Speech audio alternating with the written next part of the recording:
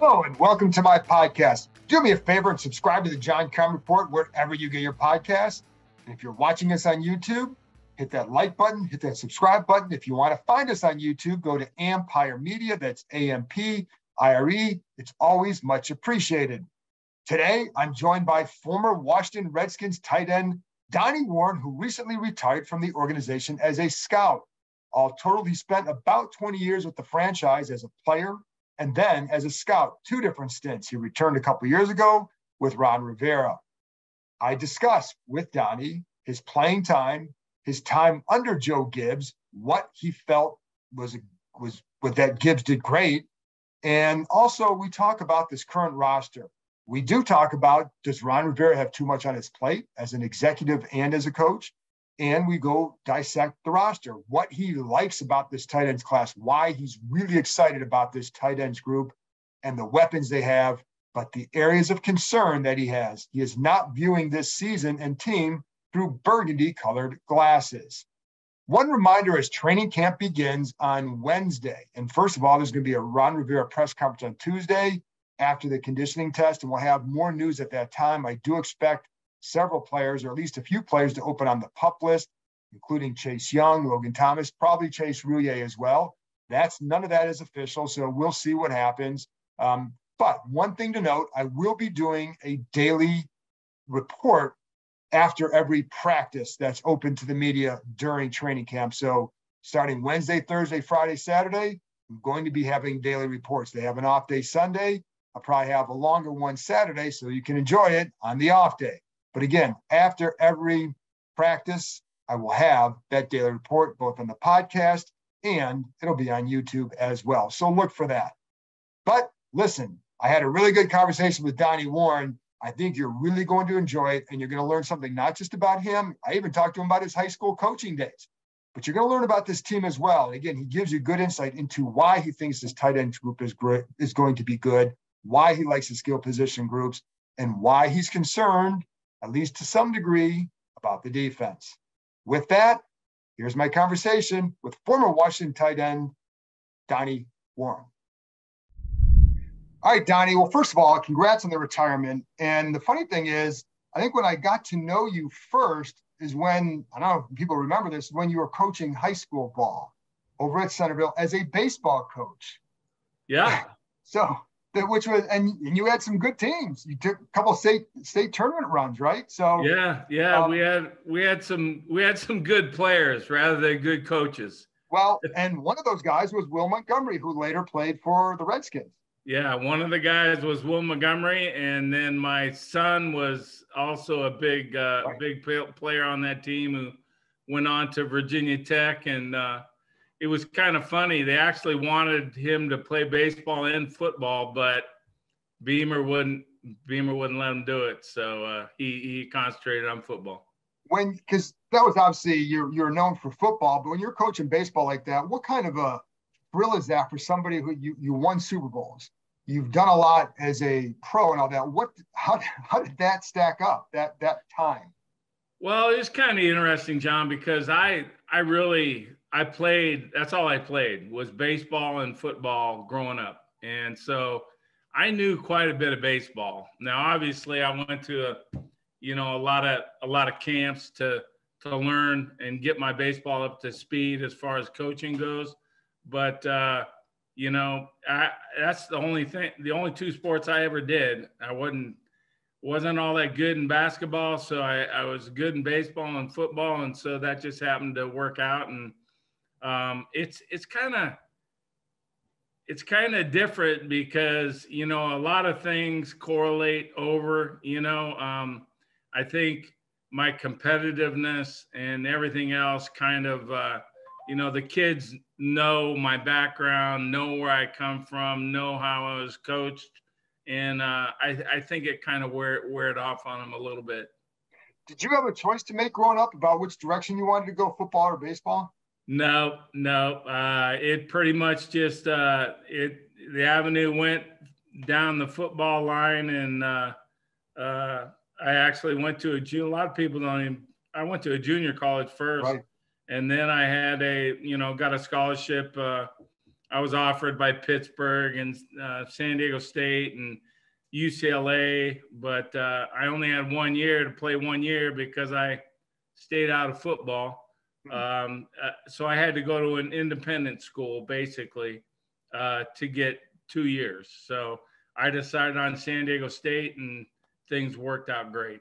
Things worked out pretty well. So and I want to get back to some of the career stuff, but as far as retiring now, why now? Well, why not? Yeah. I've been doing this. Football is, John, you know this. We go back a long ways too. Football is the only thing I know.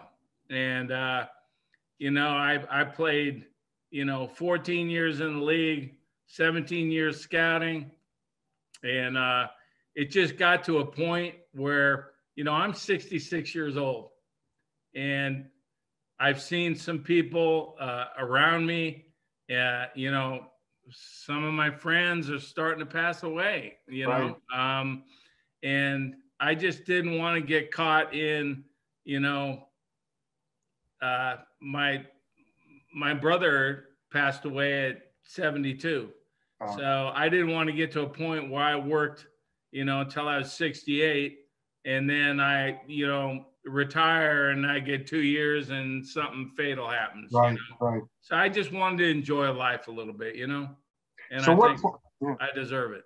Oh, absolutely. And was it hard though? Because this is, you are so used to this game and this lifestyle and all that. Was it hard to come to that decision for you? It wasn't easy, that's for sure. And it was kind of it's kind of funny, like, and I'm not even going to go into the whole story, but Pete, the tight end coach, he actually walked in and retired a couple of days after me. I had actually told some people, and we decided it would be best if I just left it until after the draft. And so, that's what worked out the best. I didn't want to get involved in, with a lot of that, draft stuff as far as, making people find replacements for me, while all the draft stuff was going on.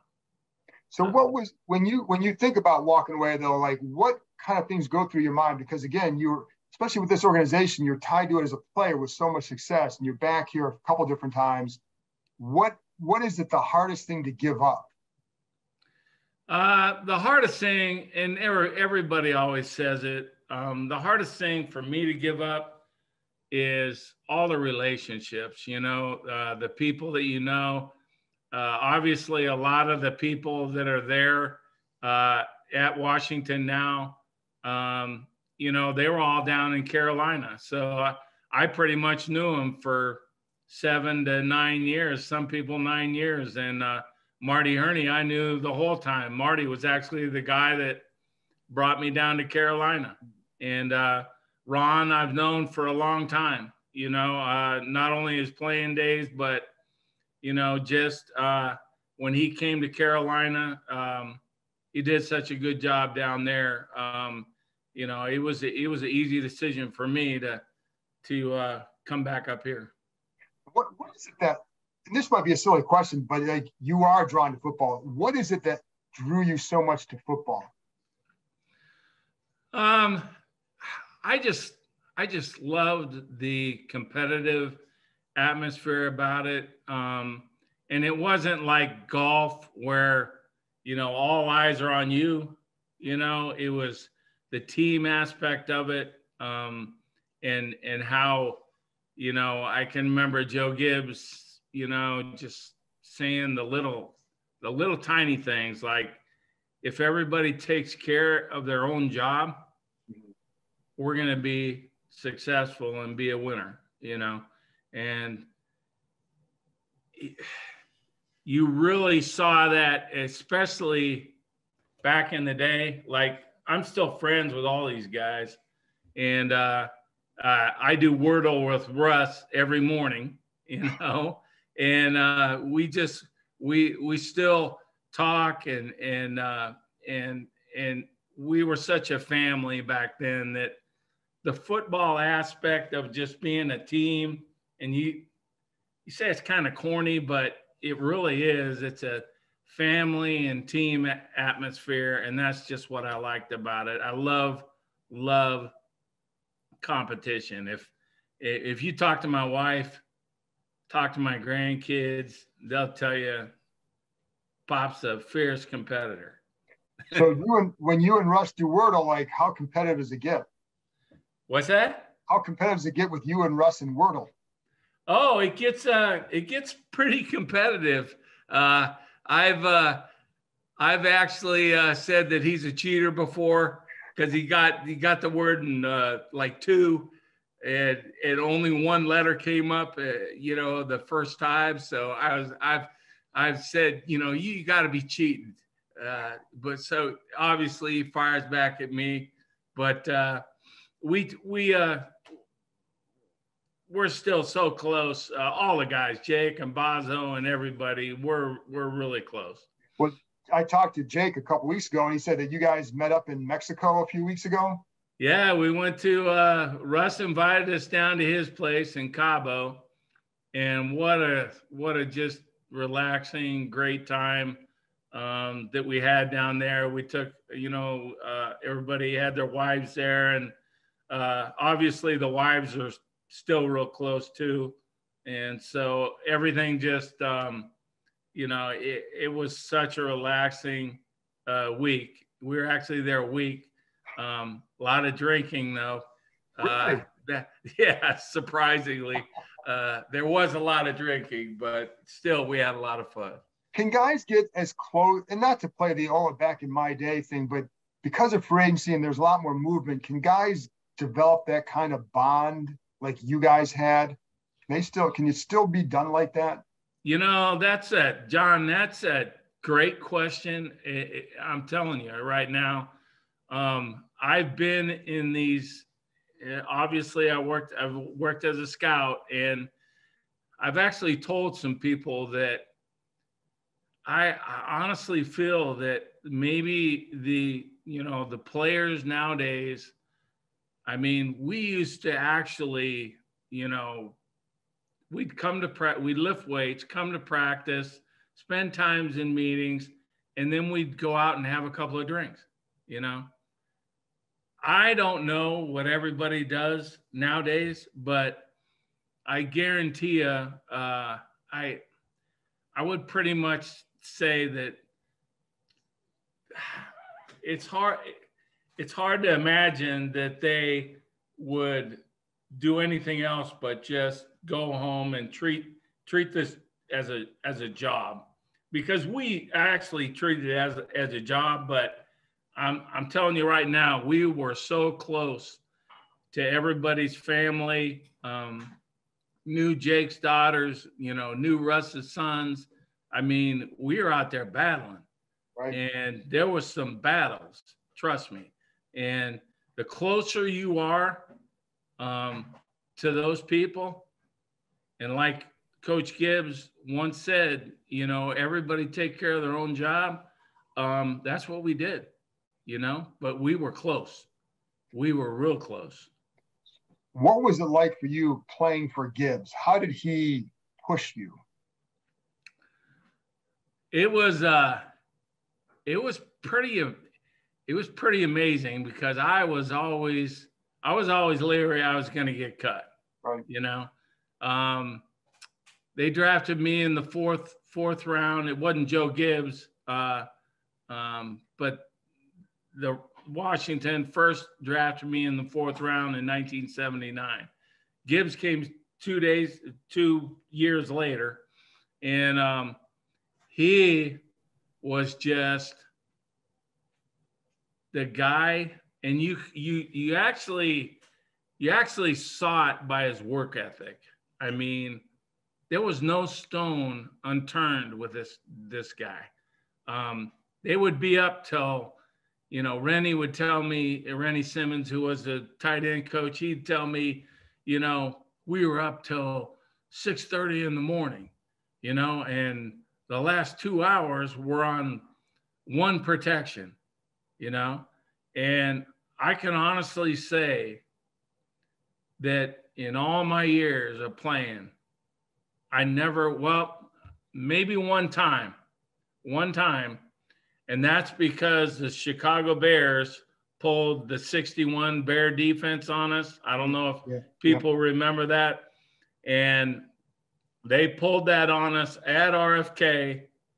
And it was the very first time anybody had seen the defense. Right. And that's the only time ever in the NFL that I was not ready to play football on any given Sunday. We were so well prepared by that dude. He was amazing. I think I remember you one time, correct me if I'm wrong, but one time I thought you told me that in all your years playing, he rarely told you, hey, good game. And you were like, don't you think that pushed me to always try harder? That's true. Very seldom would he come up, and there was times where I thought, man, I played a damn good game. Because I could actually go back and I could actually, after a game, I could get up the next morning and I could say, wow, I messed up this one pass pro and I had 4 run blocks that I kind of screwed up, and I could tell you every play that I messed up. And what I always strived for was perfection. And I had one game, and I was in St. Louis, and I'll never forget it. We were playing the Cardinals in St. Louis, and I had one mistake. So that's what I wanted to achieve and try to get was, no mistakes in any game, and I don't think I ever did it. How'd that help you in scouting? How'd that approach help you there? I just think that, that it shows you a little bit about my personality and my heart. I just, I love to find players, out on the beaten path. We weren't out that much because I was a pro scout. The college scouts do most of that with the younger guys, but just watching film and just, trying to be as accurate as I could be, finding players. And there's little things that you look for in looking for players that I think you can actually, see guys crawling on their knees to a second block, or, just little things that can tell you how much what they have right here in their heart, and let's face it, this game, if this thing was all about talent, I'd have been gone a long time ago, but a lot of it is in your heart, and you need a lot of guys like that on a football team. You know what I'm saying? So it's pretty, it's a humbling game. It's a very humbling game. At the same time, it's very exciting, with all the Super Bowls and the playoff games. And, I played in 96 games, and, I probably played in another 20 playoff games at least, So there's football is a very, very exciting game, and there's something about it that, it's a great football game. It is. And are there some guys that you kind of felt you, I don't know about discovered, but that you recommended? They're like, I really like this guy, and he went on to do good things. Anybody in particular? Not really. Most of them were backup guys, special teams guys, you know, mostly a lot of guys down in Carolina. But no specific big name guys really, you know. When you look at this current team, because you know them well too, what are the things that you like about this group? Well, they've changed a little bit, but I'm going to tell you right now, I think the offense has really upgraded itself. I've told some people this, you know, Russ and Jake and all of us talked in Cabo. You know, this wide receiver group with Dotson and De'Ami Brown and you know, McLaren and everybody. And, you know, if Curtis is healthy, Curtis can flat out run. And he's going to make it easier for these tight ends, you know. Not only do I like the wide receiver group that's involved right now, but I think, and I've actually told some of the guys, I think this tight end group is probably the best 1 to 5 that I've been involved with as far as scouting Really? in the NFL in 17 years. So I think they're 1 to 5. So that's like Hodges and Rogers included in that group? Yes. Yeah. Yes. I mean, that's everybody. That's everybody in that Cole Turner. Yeah. Cole Turner is going to be a hell of a player. Why do you say that?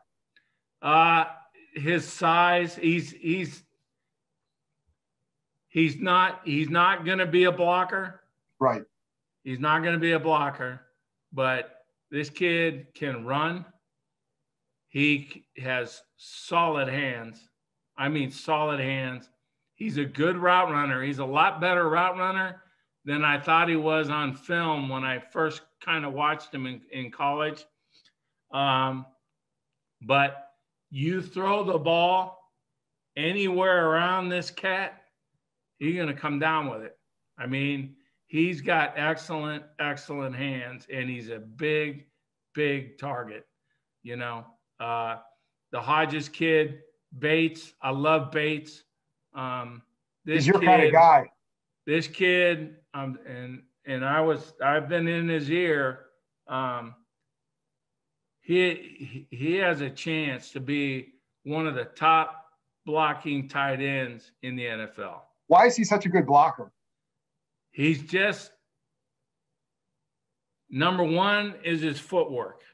I mean, his footwork is, I told him when I called him in, and this is last year, and I asked Gribbs, and I said, hey, you mind if I talk to him? He said, no, go ahead. I called him in my office. I said, dude, I don't know who your tight end coach is, but unbelievable teacher. He's done a hell of a job with you as far as teaching footwork, you know, hand placement, throwing your arms. He's a throwback as far as, you know, footwork, hand placement, coming off low, trying to drive people off the ball.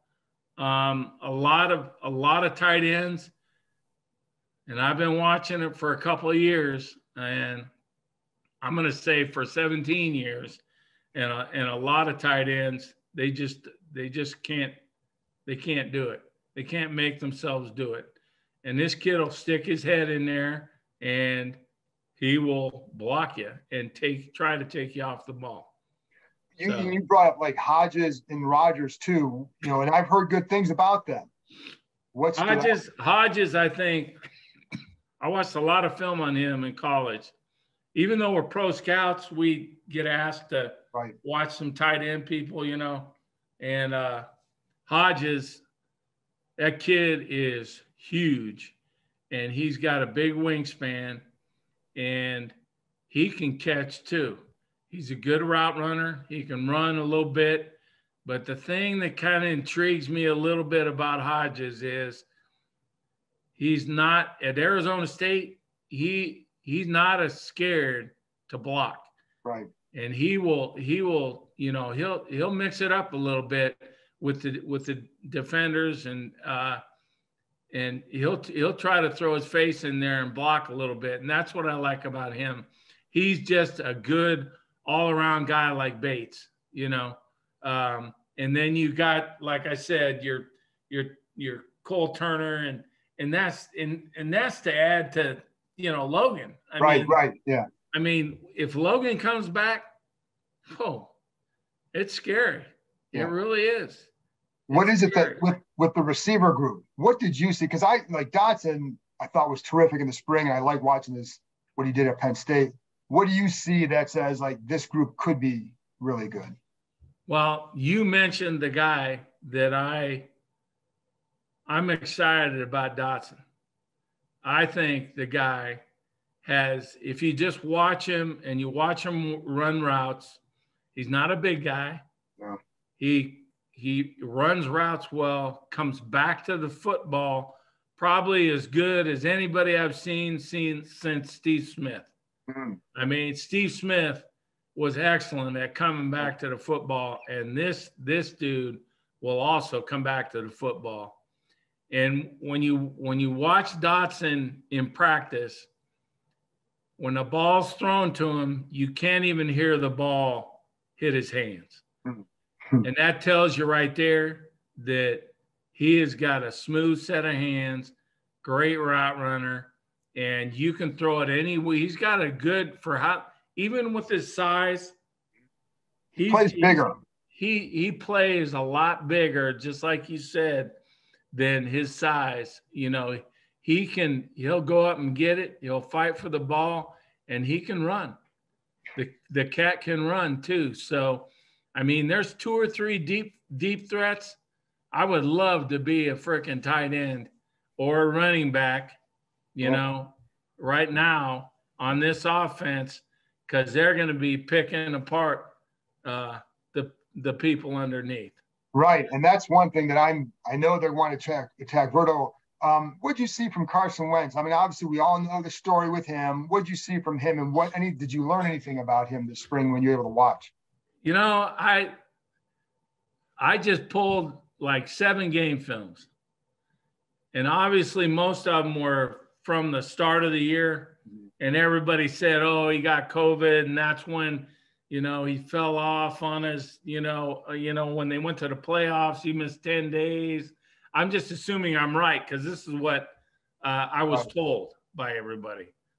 I watched 7 games on this guy, and from what I saw, I'm telling you right now, I'm excited. I'm very excited about him because everybody talks about Indy's offensive line, about how good they are. Well, check out how good they are in pass protection. It wasn't very good when I watched. Well, they're number 30th. Right. As far as at the end of the league, they were 30th in the league in pass pro. Carson Wentz, if you pull out game film, that dude was getting hit almost every time he delivered the football downfield. And that starts to wear on your ass, Their offense is a lot different than Scott Turner's offense in that he had to call protections out and then go to, what he wanted to do. Here, Scott Turner's and Norv Turner's offense, he doesn't have to do that. The offensive line and the tailbacks and the tight ends handle everything. He doesn't have to do anything other than relax, read, and throw. Mm. And some of the balls, I wasn't even there at the very last part, because I retired in June 1st.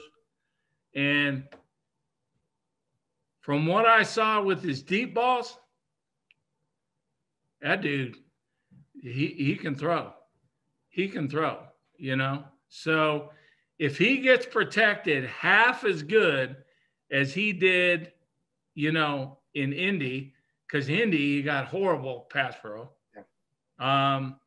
I think this kid is going to have a playoff year. I think he's going to be pretty damn good.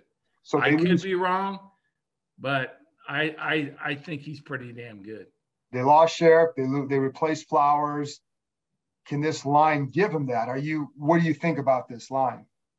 I think the line is fine. I think Norwell is we had him down in Carolina. He's a little on the stiff side, but you've seen him. He's a huge, big, strong dude that if he gets his hands on you, you're screwed, you know? So Norwell's going to do just fine. And he's so big to get around in pass pro that it's hard to get around his butt, and you're not pushing him back, you know? If Chase is the one that I'm worried about at center, if he can just get back, because he looked like he was lagging behind a little bit when you look at, you know, Logan Thomas and everybody. Right. With the recoveries, you know, yeah. He was kind of lagging back a little bit. So I'm just hoping on him. Otherwise, your two tackles, you know, I love the two tackles they got in there right now. And then Lucas could probably start on Cornelius Lucas could probably start on at least 5-6 teams in the NFL. So he's an excellent backup, you know. So this is year 3 for Ron. You know Ron very well. What are you expecting? And, you know, do you feel like this team is in position to take that step? The only thing that concerns me about first, I'm going to talk about Ron. I love the guy. I think he is the right man for the job. My only thing on Ron is I think he kind of walked in and he's kind of biting off more than he can chew. You know what I'm saying? Mm-hmm. I mean, he's handling a lot of stuff.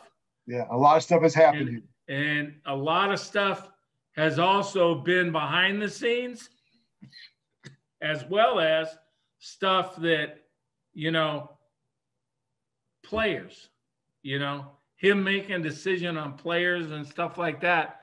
I wish he would he's got some good personnel guys in there. And Ron's always been, even in Carolina, he's been, you know, him and Marty kind of worked it out, you know, together. But it seems like it's a lot more here. Just to me, in my short time I was here, in the couple of years I was here, but there's just been so much on his plate that he's had to try to battle, and a head coach has got enough to worry about in football rather than everything else. You just wish that you know, he could get away from the other stuff and just concentrate on football. And he's your man. I'm telling you right now, he's the guy you want at the helm, directing these guys to try to win a championship, because he's a good coach. You know that. I've talked to you about him before. Yep. Yeah, and I know, like, I'll get 2 more. Why do you like him so much as a coach? And then 2, what are your expectations for the team this year? I just like him as a coach because, number one, I think, and this is just my opinion, even though, like, you know, Joe Gibbs was such a great coach, but he did not play the game. Right. Ron has played the game, and I think players look up to him. I'm not saying we didn't look up to Joe Gibbs, because we did. Of course. Trust me. But I just think it's a little easier because what he fires out of his mouth, people believe him, and they should believe him because he's played the game and coached the game for a long time. So, and your expectations for this team this year, do they take my expectations for this team? And I actually told one of the guys that I had seen about a week ago, I think they're going to go 10-7. Okay. And I would probably say more than that if I was a little bit more convinced on the defensive side of the ball. Mm-hmm. But I think the offense might have the ball so much that the defense might be just fine to fend off good teams. You know what I'm saying? And what's your concern on the defense? Well, my concern on the defense is obviously, they play about 80% nickel. So you only need 2 linebackers. But right. As far as depth, there's a depth problem, I think, at linebacker. Safety and corner are a little concerning to me, just a little. Jackson, I don't think played up to what he's right. capable right. of playing to. I think he'd say that too. And a lot of it was, I think he was asked to do something that he just is not real good at, right. And that's playing zone. Right. So, and he'll get better at it. Yeah. He will get better at it, and the defensive line, you also have, Chase has to come back. Right. And he's got to have a good year. Yeah. I mean, it can't be a second year like he had. It's got to be a good year, or this defense, I mean, you lost some great depth in a couple of guys up front. Yeah, and I think Chase will come back and do well, but we have to see it. Yeah, yeah. And I mean, you cannot fake his competitiveness. He is a competitor, and he's the type of guy that'll give you 60 minutes. There's very few that I ever lined up across from that I can honestly say, hey, this guy gave me 60 minutes of football. And there were some guys that gave me, 65 minutes of football. I mean, when I was at halftime, I was struggling. So there's a lot of Chase Young that we need to see back on that field for that defense to become a big league caliber defense. Donnie, I kept you way longer than I told you I would. I apologize, but it was great, and it was good to catch up with you, and congratulations on a really great football career. Good luck. John, I appreciate it. I appreciate all the stuff you've done for me, man. It was fun. Just always staying in touch. Maybe some point in time, if you ever want to look at some film, I know you've asked me before. Yes. You've asked me before, but if there's any point in time you want to do some film work, then let's do it. I would love that. I would love that. I will take you up on that because I like doing that because it's how you learn. So I appreciate that. All right, man. All Donnie, right. Thanks a lot. I appreciate it, man. All right. We'll talk to you later.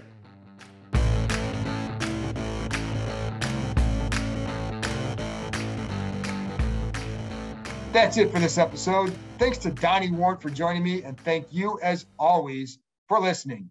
I will be back on Wednesday afternoon with our first practice report from training camp. Talk to you next time.